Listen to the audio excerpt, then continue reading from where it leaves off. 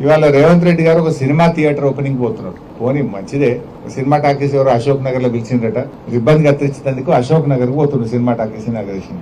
రేవంత్ రెడ్డి మరి పోతున్నావు అశోక్ నగర్ కానీ మరి ఎలక్షన్ల ముందు అదే అశోక్ నగర్ లో సెంట్రల్ లైబ్రరీకి పోయినావు, యాదుకుందా? నువ్వు రాహుల్ గాంధీ కలిసి అశోక్ నగర్ లో ఆ సినిమా టాకీస్ పక్కకే సెంట్రల్ లైబ్రరీ ఉంటది, అక్కడ మెట్ల మీద కూర్చొని బిడ్డ మాకు గవర్నమెంట్ వచ్చేటట్టు చేయి, మా గవర్నమెంట్ వస్తే కాంగ్రెస్ ప్రభుత్వం రాగానే 2 లక్షల ఉద్యోగాలు ఒకటే ఏడాది ఇస్తా అని మాట ఇచ్చేచ్చినావు. మరొక్కసారి పోయిరారా అందాక సినిమా టాకీస్ రిబ్బన్ కత్తిరించినాక ఒక్కసారి అశోక్ నగర్ సెంట్రల్ లైబ్రరీకి పోయిరారాదు? పోయి ఏం చేసినావో వాళ్ళకి ఇచ్చిన మాట ఏందో ఒక్కసారి మాట్లాడు. నిన్న దిల్సుఖ్ నగర్ లో పిల్లలంతా రోడ్ల మీదకి వచ్చి ధర్నా చేసాం. ఎన్నికల ముందు కాంగ్రెస్ వాళ్ళేమో 2 లక్షల ఉద్యోగాలు ఏడాది ఇస్తాం, గవర్నమెంట్ ఉద్యోగాలు ఇస్తామన్నారు. నిన్న అసెంబ్లీలో మంత్రి శ్రీధర్ బాబు గారు చెప్తున్నారు, గవర్నమెంట్ ఉద్యోగాలు ఏడుంటాయి పోయి ప్రైవేట్ లో నౌకరు చేసుకోపోయి అందరి గవర్నమెంట్ ఉద్యోగాలు ఇచ్చి సాధ్యమవుతుందా?